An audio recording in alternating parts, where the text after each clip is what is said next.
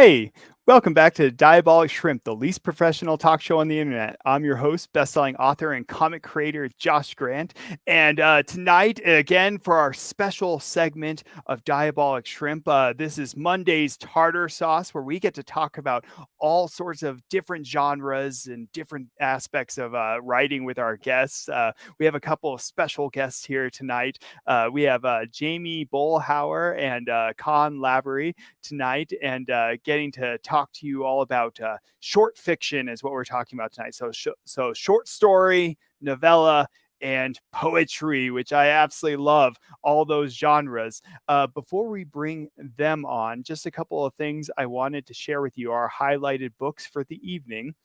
So, The Abode by Patricia Mather Parker. The Abode is a magical coming of age fantasy adventure that encompasses dragons, pirates, an evil brother, and two girls who together discover the depths of bravery neither knew she possessed. A fantasy adventure novel for everyone from 8 to 80. It's an excellent book. I have reviewed it. You can check out my review sometime. It's a lot of fun. And then our next one, The Children of Serendipity. Peace has blessed Primedia for 11 years, and the Femars have enjoyed comfort and stability. But as invasion from across the ocean shatters what they have gained, these children of serendipity must rise to the challenge one more time. And lastly, our last highlighted book for the evening before I get our guests on here is actually mine, Another Zombie Apocalypse. I've been plugging this book for a while now because we're doing a Kickstarter. That Kickstarter is still live until April 12th, so you can donate to that and be drawn as a zombie. There's a lot of different rewards on there, so definitely check that out. All those are actually in the description down below, so definitely check out all those books. Another Zombie Apocalypse, Come Be Drawn as a Zombie. It's actually a collection of short stories. That's why I wanted to highlight it tonight. And so if you just stumbled upon Diabolic Shrimp, we love to interview interesting and famous people from around the world. We love to talk books over here. We love being interactive, so if you have a question for our guests in the live chat over there, please write your question. We'd love to bring you up here. We love to put our guests in the hot seat. So speaking of, let's bring them on. They've been waiting the wings for a bit. Jamey and Konn, welcome to Diabolic Shrimp. Hey, good evening.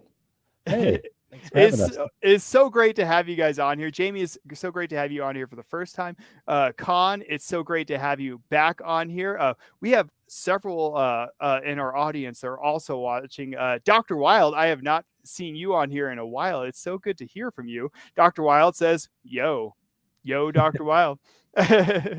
So, all right. Well, welcome to Diabolic Shrimp. It's so great to have both of you on here. Jamey is a master of poetry. I reviewed things like Blueberry Muffins was one of his, talking about a lot of life experiences and talking about a lot of emotion in your poetry. So, master of poetry over here.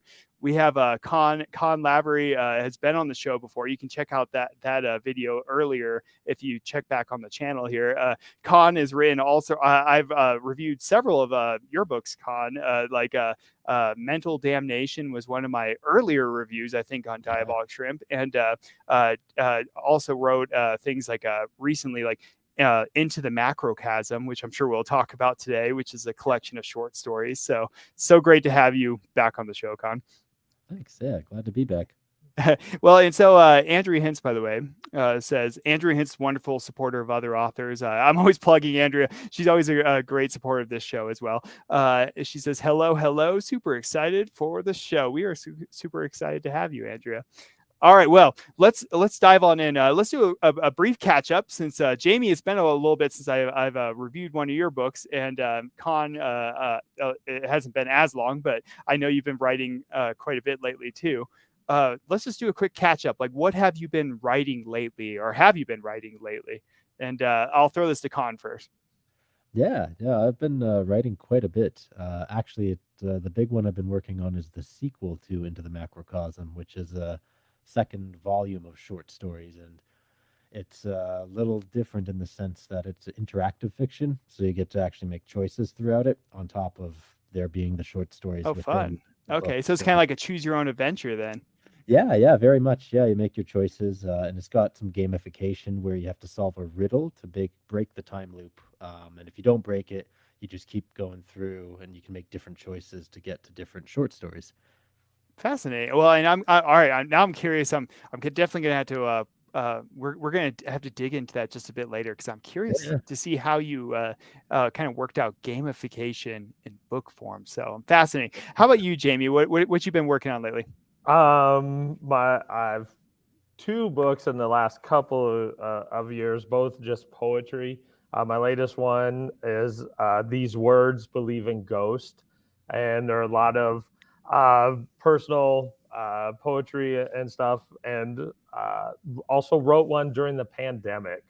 It's Nice. called April 2020, and it's a combination of doing the poem a day challenge during April while the pandemic was going on. And so I have the poem, but then I have my story behind it, or what's going on, in our country, and how, what I maybe saw in the news influenced the poem, and different things, along that line. So it's actually a mesh between poetry, blogging, and a little bit of cultural insight, I guess, is the best way to explain that one. Nice. And well, and like, what a great like bookmark on a really kind of historic time, Jamey, you always do a great job too of like capturing some of these like things from your life and packing them into the book. And we'll definitely have to unpack that a little bit later here. So writing, let's start kind of with like short stories. We're going to kind of bounce around. So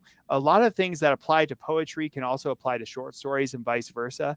And they're also their kind of own genre. So we're going to kind of look at both of those short stories and poetry and really look at it. So writing short stories can be kind of like harder than writing novels and poetry. In my second horror book, Jericho, I wrote just a few short poems in there. There were like 5 of them or something, and I wrote those as part of this like book, What's Going On. And the poems took me longer than the chapter that they were in. It's like and so they can be much more challenging, and short stories too. So what are the challenges and what are the benefits of packing a full story into a short space? And Konn, I'm going to put that to you first. Like, what are the challenges and what are the benefits of like of doing that? Because you've written novels before, and you've written like short stories, so you kind of know like the difference between being able to like really elaborate in a novel and having to really pack it into that short space. So what are the benefits? What are the challenges, Konn?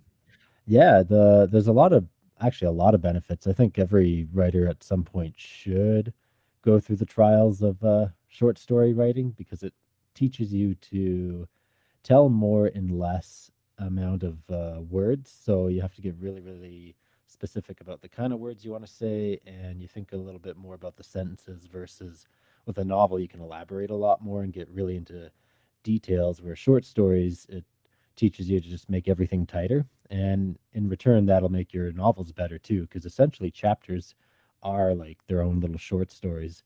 So I Mm-hmm. think everyone should do it at some point. Plus, if you go and submit to different publishers for short story collections, gets your name out there.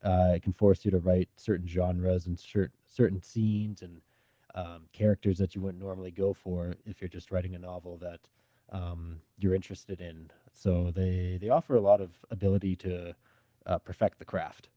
Yeah, and I definitely connect with you on that.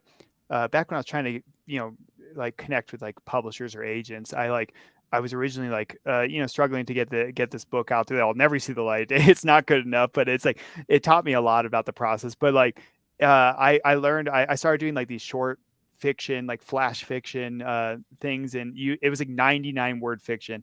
And I would definitely recommend anyone that wants to go into writing practice like poetry or like 99 word fiction because it really teaches you that like that it really makes you precise and like teaches you the power of words, and every word matters. And it's actually a lot of fun. It's really challenging. You think 99 words, oh yeah, I could do that. And it's like, and the shortest thing I could write was like 200 words. And I'm like, that's the shortest thing it can go. So what are the drawbacks then? So that's kind of like the benefit of short stories, Konn. So what's the drawback of short stories?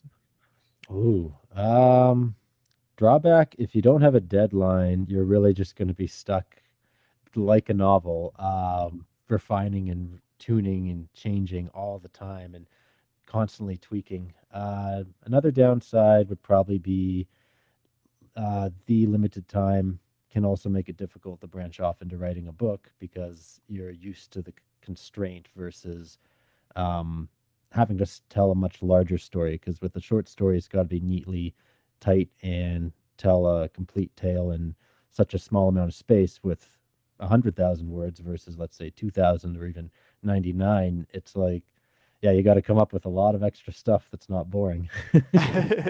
Yeah, well, I feel that definitely it's like going to comics. That's what I do nowadays is comics, and I'll get back to writing novels eventually. But it's like so challenging to go from like novels where it's like I could just talk all day long about like the lore. I love making lore and world building, and like I couldn't do that in like short stories. It's like you just had to kind of like pretend like the lore already exists, and it's kind of like that mystery. It's part of the fun of it, actually. I think it's like there's this mystery, like you talk about it, but you can't really go into it. But it's like part of the fun is like kind of like window dressing almost, if you ever want to do it more. So, all right, Jamey, how about you? Like, why like in short fiction, it's like for you, as poetry is just a little bit different, but the focus is a little bit different. But what's the challenges and benefits of like writing in that short space?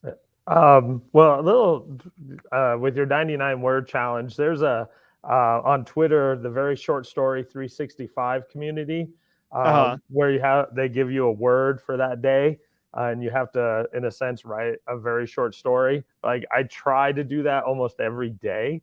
I don't get to all the time, being a teacher and a dad and husband and stuff, but and even with poetry, the benefit is, I think, really getting to the emotional connection and creating an intense moment with the right words. And sometimes even you've got to expand your own skill set because you got to figure out the words that work best, that can still create an image in the reader's mind and not just be hot or good, or things like that. Just do what I did, Jamey, when I was trying to break it down to 99. I'm like, can't. There we go. That's one word. It's like, yeah. Well, grammar just goes out the window. I mean, yeah. When you deal with some things, grammar gets bent a little bit. But I that's think why you do poetry, because you don't actually need grammar in poetry. Nope. There's no rules. No.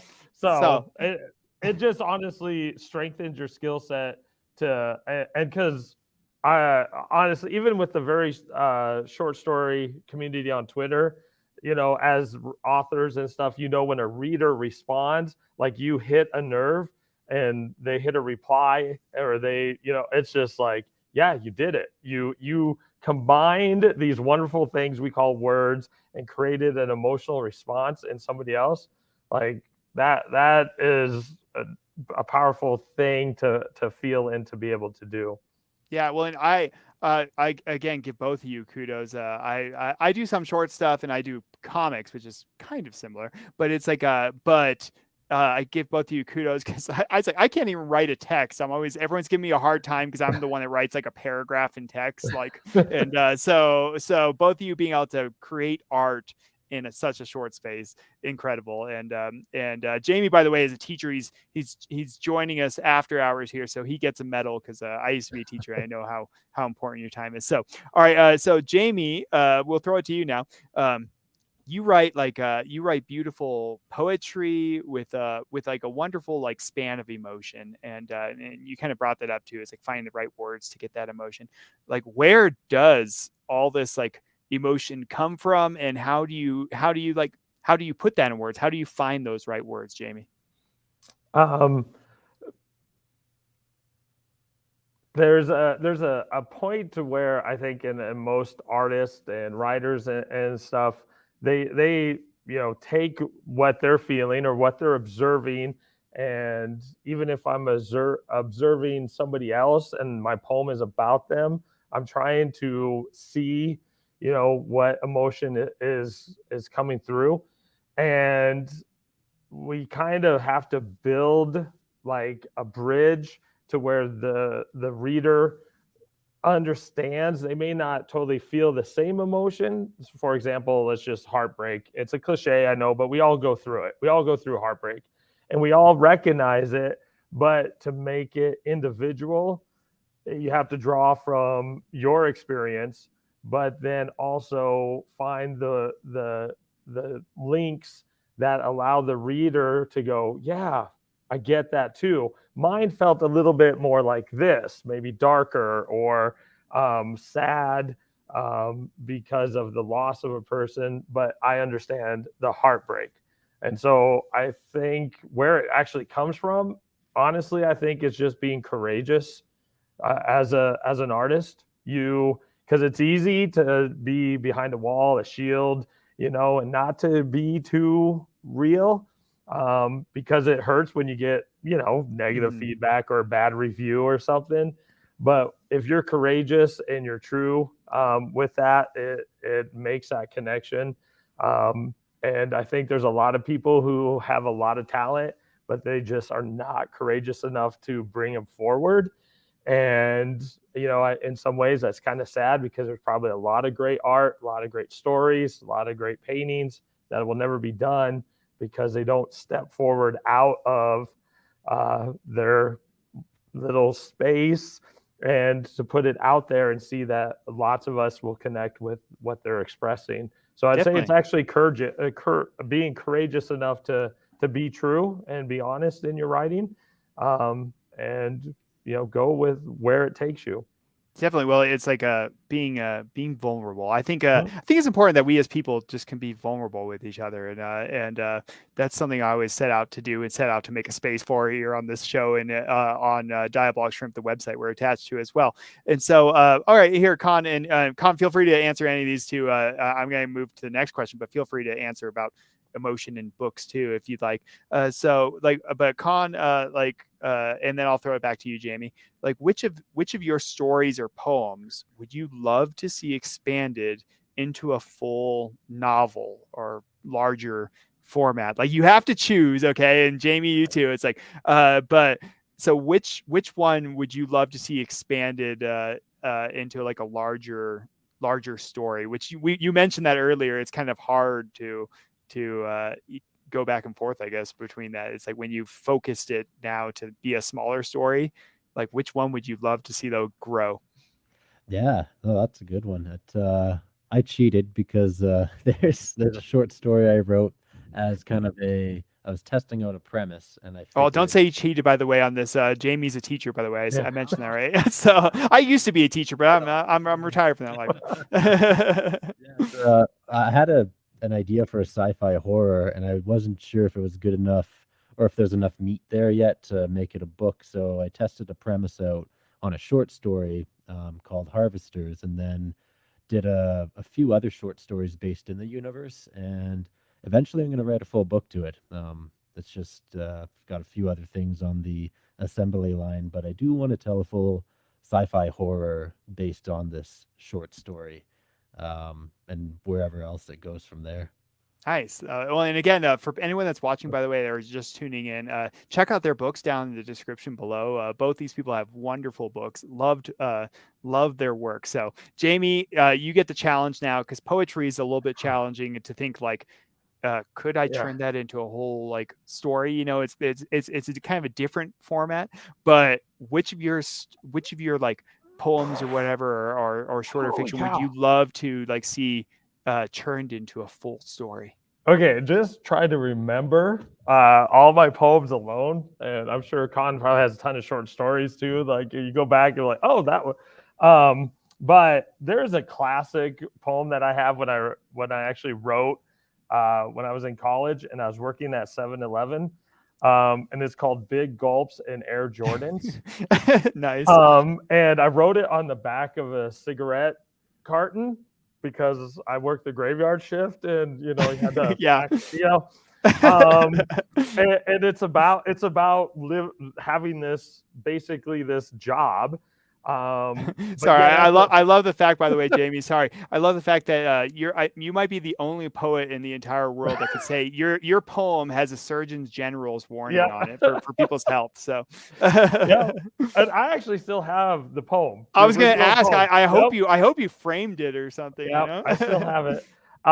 But it's about also like that idea, because I'm being honest, I was wearing my Air Jordans while I'm doing this job, you know, and the whole I wish I poem. had some Air Jordans. I know. Oh, those back then, those Yeah. would, if I'd have kept them in mint Get condition. the pumps, you know, the Yep. ones you got to pump up. Yeah.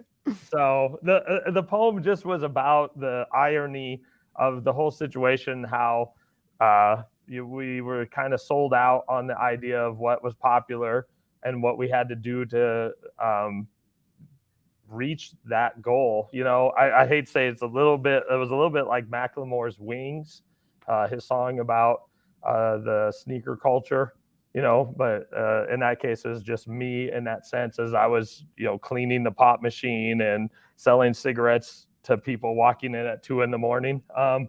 You know, so Jamey's over there like, buy some cigarettes. I got to finish my poem. yeah. Like, smoke them all right now. Give me the carton. So it would be interesting to expand that, maybe that whole night, and like have those stories come in, one of those long books that the couple comes in and they seem to be fighting or something, and just expand and make it that one night type of thing, and all the interlocking stories that are involved.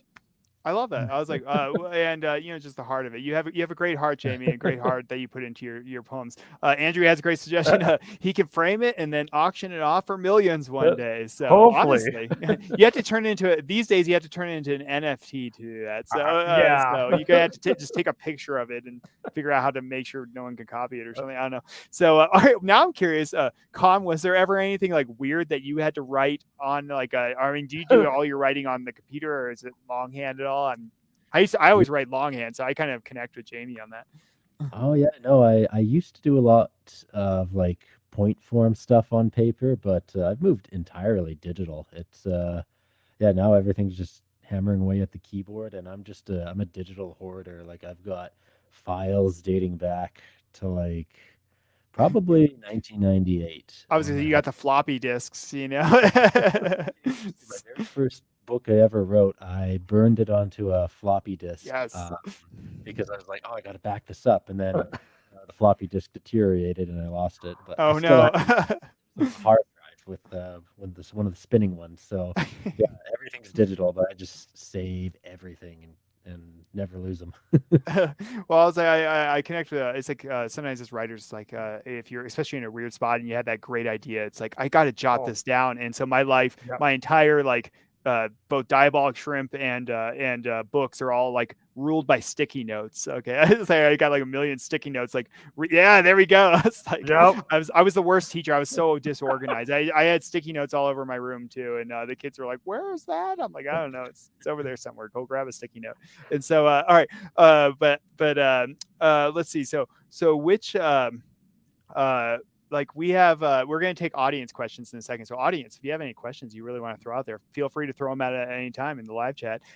We have a few prepared ones as well. So, but we have a lot of like new authors that like to watch this channel that are maybe new into writing and things. How should they kind of go about like deciding to make a short story or poem versus a novel? Like if they're sitting down and they've got this like story idea or whatever, like what would you say is like the things that make short stories or poems or whether or not they should turn it into a novel? What would go about in your head if you had a story idea in that process? Sorry, it's kind of a complicated question. So here, Konn, we'll throw it back to you here. Yeah, that short stories are tricky because if let's say you're going to a publisher and you want to submit to them, more often than not, you write the short story right for that scope. unlikely you have one sitting in your folder ready to go to match the criteria. So right then and there, you've got all the needs set up, like word count and genre and all that. But if you got a short story just in your head, or just a story in general, sometimes it's fun to actually just write it out and see where it goes. Because short stories are on 10,000 words and under, if I recall. So if you write it out, even if it doesn't make it to 10,000 words, then you got yourself a short story. And if it keeps going, then maybe you've got a novel. And whether you're a plotter or a pantser, sometimes feeling out a short story is good to see what comes of it. So if you're doing it for yourself for inspiration, I'd say just write it. And if it's short, great. If it's not, then keep going. All right. I think Konn is right. Like you have to write it though. Like there's so many ideas, but you have to write it. And I just was having a conversation with somebody the other about a month ago, and I was like, "Well, do you have it on paper?" Well, no, it's all up here. Okay. It's got to be on paper. It's got to get or on out. sticky notes or cigarette cartons. Or cigarette okay. cartons. Yeah, because that's the part that I think keeps a lot of people. They don't get it out of their heart or their head onto paper so that it can actually start. I hate to sound magical to a degree, but for the story to make itself to come alive on page or on the screen or stuff like that, because it is amazing. I love being in the writing zone, like when it's just going and it's time stops, you're energized, and the story just seems, and the poems do this too, just go off where you didn't know they were going to go. Okay. Yeah. So Nice. yeah, I agree with Konn. Write it. I don't care, what it's on. It needs to be written. Well, all right. So I'm curious from you then, and then we'll get to Andrew's question. She has a great question too. I'm curious from you, like what's been a great aha moment while you were writing something that took you in a different direction? Like it could just be one of the ones you've had, because I connect with you again on that as a writer. I think all writers might even say like, oh, there was some point where I had this aha moment. I had to change things or something got changed in the mix. And that's all part of the process, part of the fun of it, actually. And my very first horror book was like that. I had this great twist planned for the end. And I was like, I love it. And I still have that twist in there. But then I had this other one that was even better twist halfway through the book. And I was like, I have to go back and change so much. And it was so heart wrenching to me because I was like, I don't want to do that. But it's like, it's too good. It's just too good. And that I had to change the entire course, that whole series story of where it was going. So for you both, like, what's been a great aha moment while you were writing? And it doesn't even have to be necessarily do with plot. It could just be while you're writing and maybe you discover something about yourself or emotions or whatever. And so what's been a good aha moment for you? Sometimes it happens because I also blog, and like the blueberry muffins and other thoughts, it was a little bit of some of that, and like the April 2020. Blueberry book. Muffins, by the way, for anyone watching, check it out down in the description. I've reviewed that one. Great book. Go ahead, Jamey. Sorry, I had to plug it for you again. So like I'm writing, and to be honest, sometimes it's just like, okay, I have that idea. Okay, I'll try to explain this quickly but deeply. Is that I'm all like, I have this tone I want. Maybe I'm a little bit sarcastic or whatever, but the idea starts to present itself on paper, and it goes, no, that's not the message that these words are starting to put together. And I like you said, John, you got to be courageous enough to go, okay, I'm going to go ahead and go with the idea that's forming as I'm writing this paragraph. And most of the time, almost all the time, it ends up being a better message. It ends up being a better experience for the reader, besides what I like had planned right here. And this is the way I'm going to do it, and not trust in, I guess, the muse to a degree. No, sometimes it is just kind of magical with that. Nice. I was like, what about you, Konn? Yeah, that's a tough one. I was trying to think because I've had so many of varying types that have altered the process, that have fixed stories or helped me as a person. But I think to really generalize, it's kind of like using the two parts of your brain, the fast thinking and the slow thinking, and putting it into your subconscious. So like while writing, instead of getting upset that something's not working or you don't even know if it's working or not. And that's like when you're done the manuscript too, you just kind of put it in the back burner of your head and you move on. And your subconscious kind of lets things brew and stir because it's always in the back of your mind. So whether it's a chapter or the full manuscript, you get these aha moments. If you keep it just teetering on forgetting about it, but still remembering it, but you're not over analyzing it in your active thinking. And then it's amazing what comes out of that. I don't think I have any like fast or slow thinking. I stare at the paper for like 90 minutes and Okay, you write, sound like like a student right yeah. there.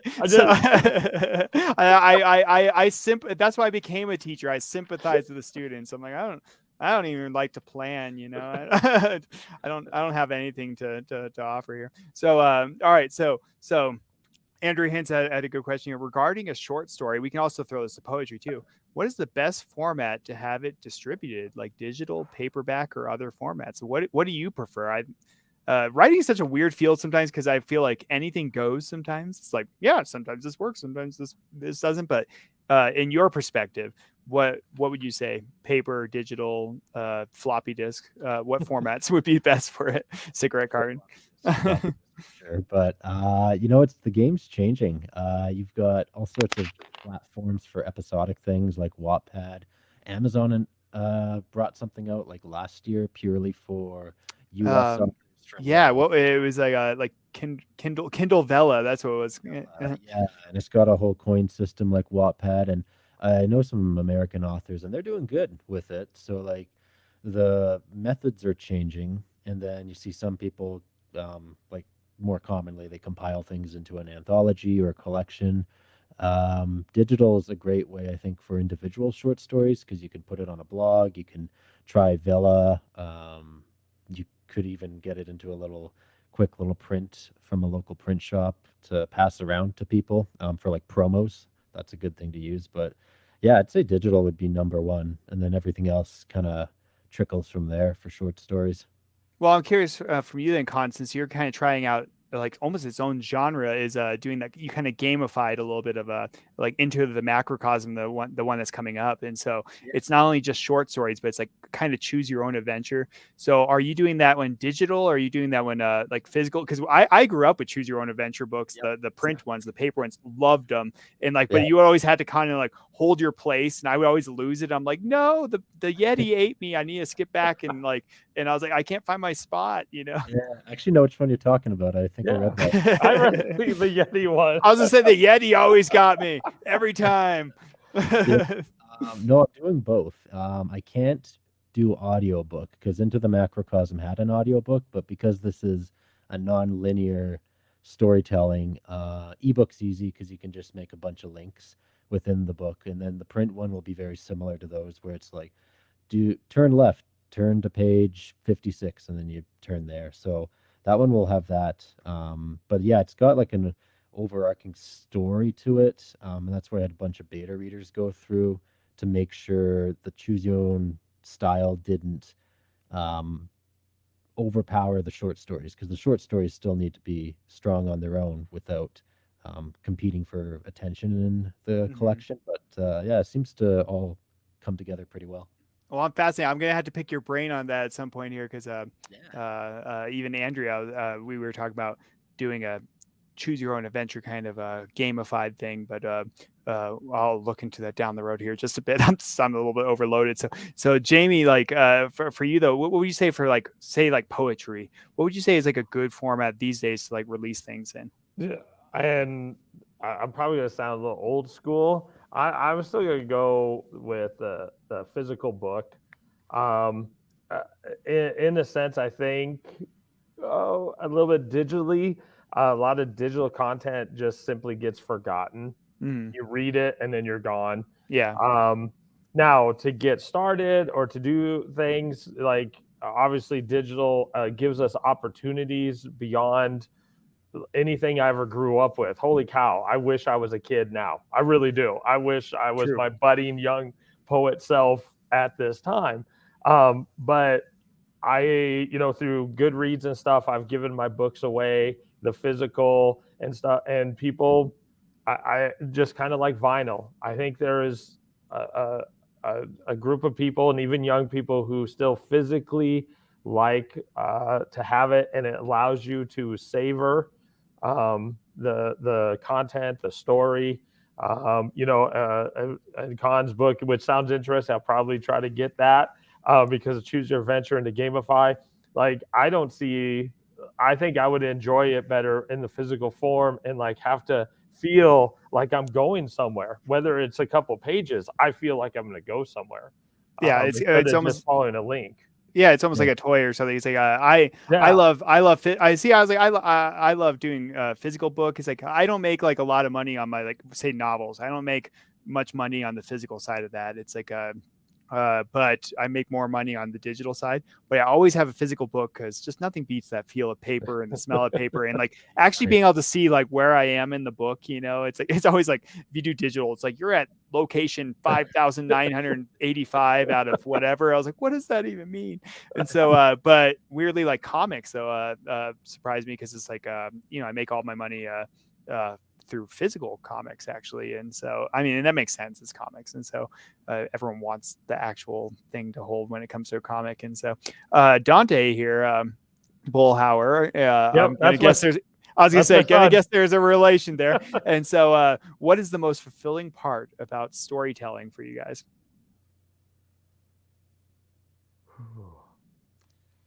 Konn, you go ahead. You answer my son first. It can't even be the second most fulfilling. It has to be the most fulfilling part. For me, it's after I stared at it for 90 minutes. I get the first letter down, and I'm like, yes, I wrote a letter.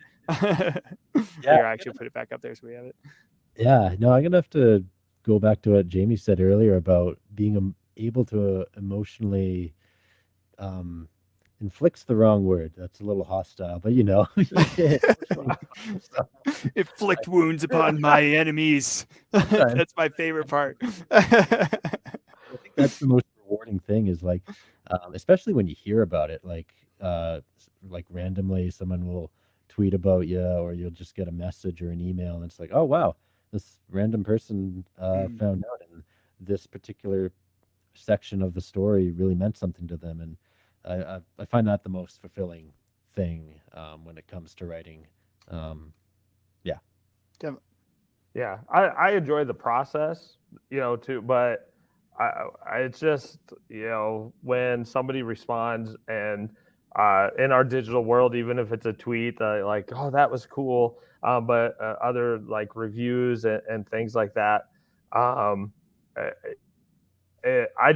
love the idea.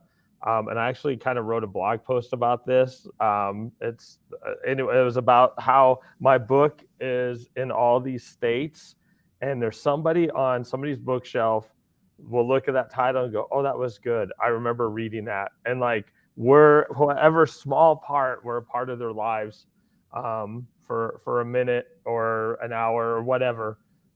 And we're on their bookshelves. Like, that's just kind of cool to actually think about. Oh, definitely getting to connect with people and just seeing it. I mean, I remember, like, it's still to this day, like, it doesn't get old. Like, when you publish a book, and I do all mine physical too. So when I had that physical book and I like go walking by, and I like, it's like having your baby, and I just like walk by and I stare at it for a while. I'm like just staring at it, like, that's mine. I create, it's so cool to, like, I don't know. It's so cool to bring something into the world and be able to connect with each other. For me, also, fulfillment comes like connecting with yourself too. It's like when you're writing about something, you get this like you start to get this deeper view of humanity or emotions that you yourself had or things, and it's just you get this weird connection there. It's almost a spiritual thing to me. And so all right, so KOTOR here. I hope it's connected to Knights of the Old Republic, the video game. I hope that's what that person's username is. What's the hardest part about what you write? So we'll do lightning round just real quick. What's the one difficult thing about what you write, Jamey? Especially if I'm writing in a specific poetic form, matching what I feel and think into a poetic form, like a sonnet or something like that. I enjoy the challenge, but it really stretches my skill set. Oh, definitely. Definitely. Well, and I'm again connecting with you, Jericho. I wrote like 4 chapters once, and then I got like half a poem done. I was like trying to get this like form AB kind of form or something. It was really simple too. And so, Konn, what about you? Challenging thing, hardest part about what you write? Hardest about what I write, I think, is the fact I'm trying to put them all into a super verse. So I have to fact check books that I wrote like 10 years ago. I'm like, oh, shit, that happened. So I have to make sure I fact check these old things. That's, I think, for my particular scenario. Yeah, that's why I keep starting series and never finishing them, because I find like writing sequels is even harder because you have to like match the style and the feel, and some of it's like I wrote that 5 years ago. It's like I'm feeling something totally different now, so I gotta figure out how to do this. And so let's see, apply bits. I think I love poetry. Awesome, I love poetry too. And how can I get better at it? This is just personal part for me. Well, one of the big leaps that I made as a poet is I challenged myself to write 100 poems in 100 different forms. Wow. And it taught me about rhyme scheme. It taught me about word choice, syllable count. I don't want to say that free verse is a bad form, but a lot of the times, a lot of poetry is just reflection and free verse and just a little bit random. And that's really good and powerful. But to go and try to fit it into a form and learn that there's more about our language and the right word and how to make it fit will strengthen your skill set. And it's okay to write a bad sonnet, just write it. Actually learn what it was and what it took. And I think that'll make your brain hurt. Word choice, you got to find out different words and will strengthen. And then when you go write in your real tone or voice that you have, you'll find that you create a whole different powerful content because you have a stronger skill set.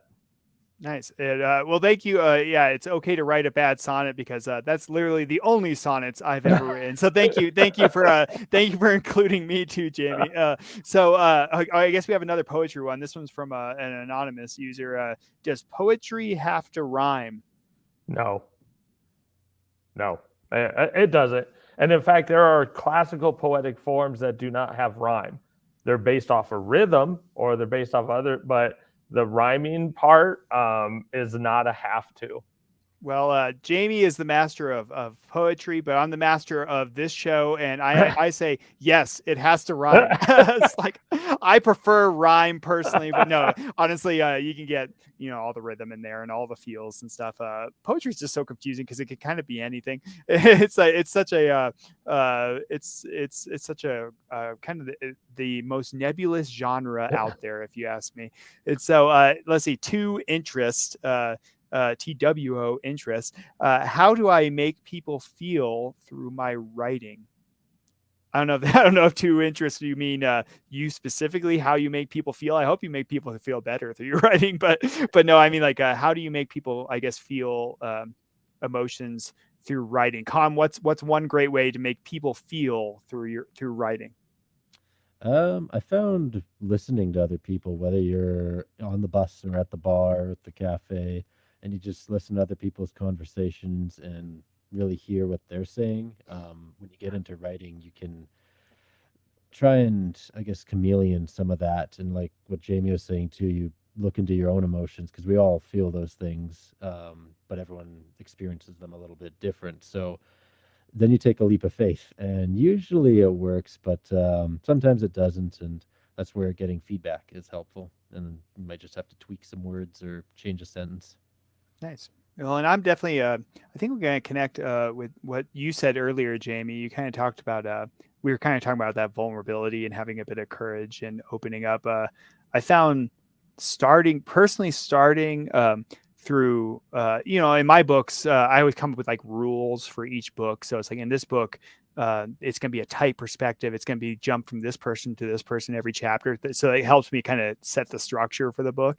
But then like through that though, it usually reflects some emotional core I'm going for. So like Pandora, my horror book was all about Pandora's box or Pandora's vase, where all the evil leaked out and only hope was left in it. So it's all about finding like hope in a dark place. And so every character was built around that idea of it's like hope in a dark place. And in my life, I've experienced some really difficult things. And so I drew out of that and some of my own emotional challenges. And but it was all about growing through that and finding hope. Because I personally have had the chance to find hope in hopeless situations sometimes.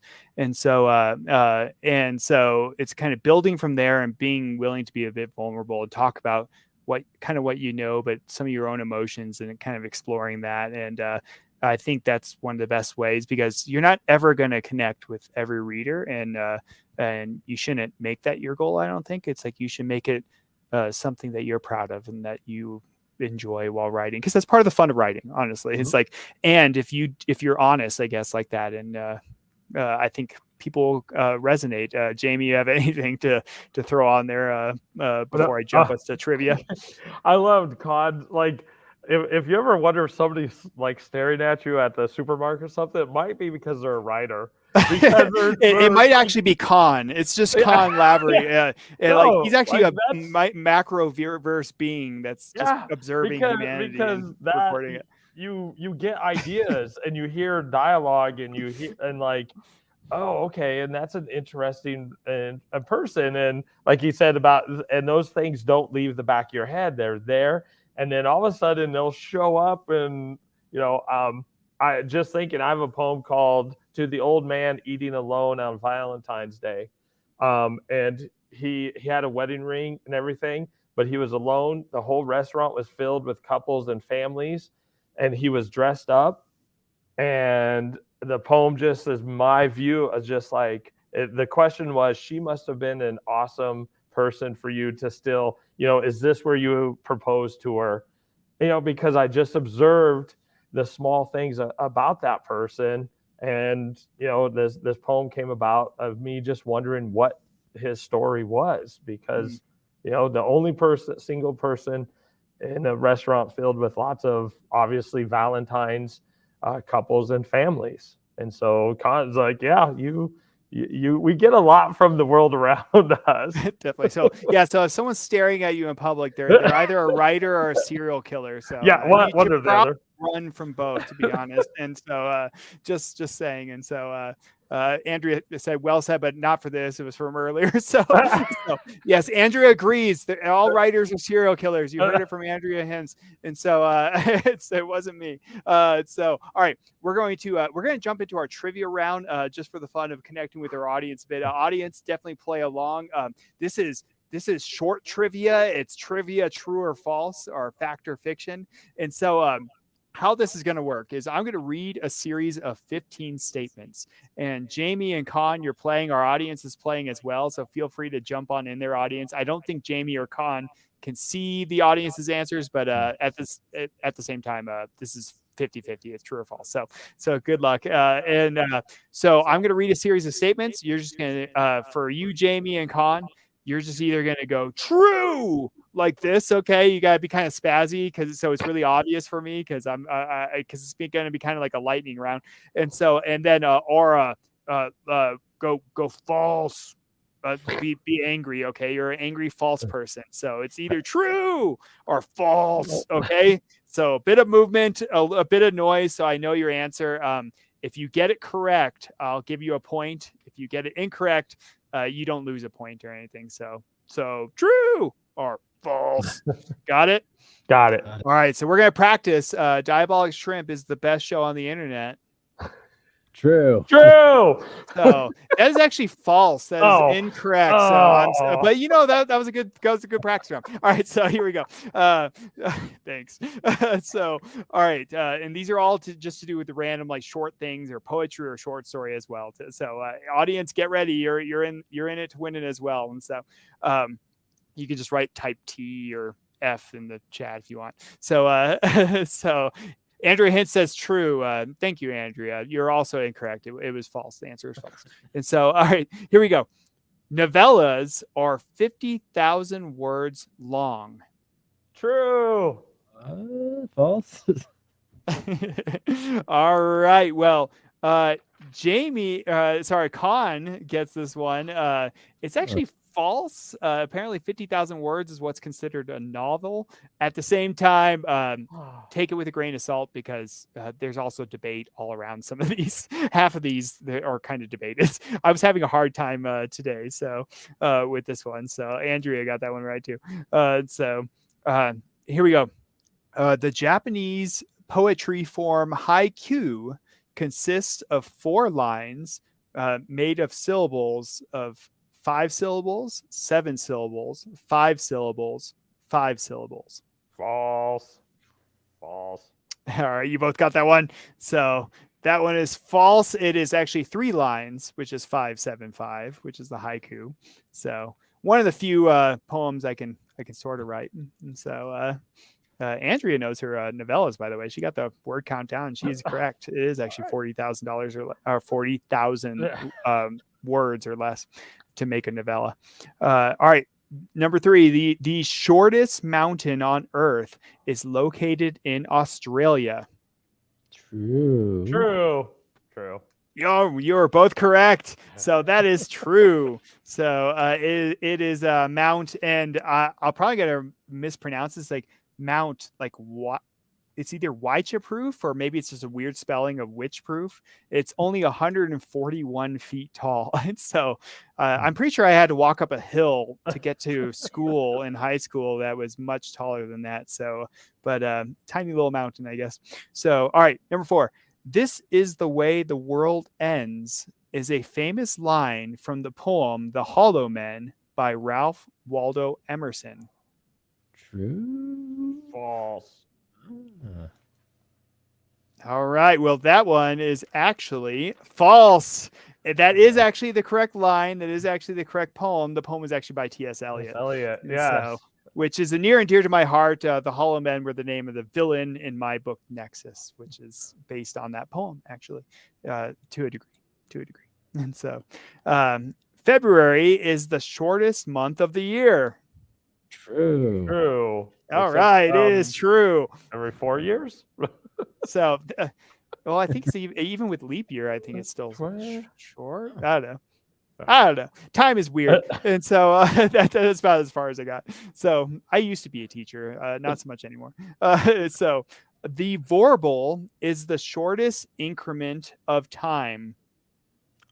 True. All right. So I am going to coin that term. The vorble does not actually exist. So it's actually the shortest increment of time is actually the Planck time. The Planck time is like 1/1,000,000th of a second or something like that. And so it's Planck time, I guess. The shortest recorded war in history lasted just over an hour. False. True. I'm gonna go true. Konn got this one. He's catching up, or just pulled ahead. It's the shortest war in history. Actually lasted just 38 minutes. It was the Anglo-Zanzibar War of 1896. So I'm not sure if you can call that a war. I guess. I mean, I guess if people fight with each other, it's a war. But all right, number 8. So with current technology, the shortest one-way trip to Mars would take 7 months. True. True. That is correct. And so and again, slightly debated. Depends on how much fuel you have and what you're launching that direction. Sometimes you can go a little faster, I guess. So all right, we're at the halfway point here on our lightning round. Konn is 1 point ahead of Jamey. Our audience is really killing it, actually. So you guys got to step up your game here. And so good luck. All right, here we go. Last few questions in the lightning round here. So And thanks, Andrea copyrighted the Vorable for me, and so thank you. All right, the shortest feature film ever nominated for an Oscar was Toy Story. This is outside of the like short story category of the Oscars. Okay, so feature film, the shortest feature film nominated for an Oscar was Toy Story. I'm gonna go false. False. You were both on it. It was false. It was the shortest one was actually sorry, I lost my place there. Fresh Guacamole. I have never read that one. So all right, Konn, you have a second to win. Jamey has to turn the motion lights I back got him. on. I got him back on. So all right, the shortest light out there is the motion sensor light. That is actually true. No, the shortest lived monarchy existed in England. False. I'm gonna go false. True. So that is actually false. So we are tied up now. The shortest one was actually in France. It lasted 38 minutes, or less than that, actually. Sorry. It was 14 to 20 minutes. It's debated. I'm not sure how they get the exact minutes from there. I don't know if someone was like standing there with a stopwatch, like, your rule is about to end, buddy. And so, but I don't know. It's like 20 minutes long, I guess. It was Louis the 19th or something. So, all right, we're down to 4 questions. We're tied again, so get ready. The oldest known written poem is the Mesopotamian classic, the Epic of Gilgamesh. False. Oh no, putting our poetry man to shame. It is actually true. Although, again, it's like, I was looking this up and I was scanning around. I was doing a lot of research on this earlier, and it's like that's the one that's like widely considered, but it's what you consider poetry across and things like that. So take it with a grain of salt. But Epic of Gilgamesh, really the oldest known written one, I guess. And so, number 13, the fastest killing venom in the world comes from the black mamba snake. False. You know, from what I found, that's actually true. Although I always thought it was the jellyfish, the box jellyfish, but I think it's like killing and what they have data for. So maybe it's a throw out there question. All right, we're down to 2. Konn is ahead by 1 point. So, and this is for the we're gonna call it the shortest lived winner, shortest winner ever, not shortest lived winner. You hopefully not anyway. So. That's the laurels you get to take for a whole year here. All right, the shortest story in the world was only 6 words long. True. Yeah, true. That is correct. It is actually true. It is the do you know what it is? You seemed pretty adamant on that answer, Jamey. Oh my god. The story is Baby Shoes for Sale. Yes, Baby Shoes by Hemingway. Right. And so wow. I'm blown away. I can't even think in less than 6 words. I don't know. So all right, coming down the line here. So it's down to the wire. The fastest funded Kickstarter campaign was for a fantasy novel. False. I'm gonna go true because I gotta try to tie it up. Jamey, you pulled ahead. You guys are actually tied too. I don't even have any bonus questions. I've never had a tie before on this show. I guess you guys can both keep half the award, which is nothing. It's just nebulous. And so, but yeah, it's apparently just recently broke the record for, it was like fantasy author named Brandon Sanderson made $21 million in like 3 days or something. So, yeah, video game was number 1. Yeah, it was like a Star Citizen was originally, and then it was like a cryptocurrency, like Ethereum or something like that, and then came just now. I guess it just got broken just recently here. So Star Citizen got kicked to like number 3. It used to be like back in the early days, it was like a potato salad. Like some guy like funded a potato salad and made millions off of just making potato salads for people. And so that poor soul is probably still doing it to this day, because you'd pay him like $50 and he'll make you a potato salad and mail it to you. And he made like millions of dollars like overnight almost. And so, all right. Well, hope Andrea is giving me some good vibes here. Josh's Kickstarter is the fastest funded. Definitely not, but I appreciate it. So it's doing really well. It was a huge goal of mine to have a successful Kickstarter, and for the first time I have had one. So thank you, Konn. I noticed you were on there as well. And so all right. So we are unfortunately running out of time here really fast. Time flies on this show, for me at least. And so it's we were talking about short things. This was definitely a short amount of time. Definitely Jamey and Konn, thank you so much for being on the show. Thank you. This has been fun. Oh, I appreciate having you both go share the laurels, go fight it out in the, I'm going to send you back down to the lower dimension there. And, but you guys have a good night. Yeah, you too.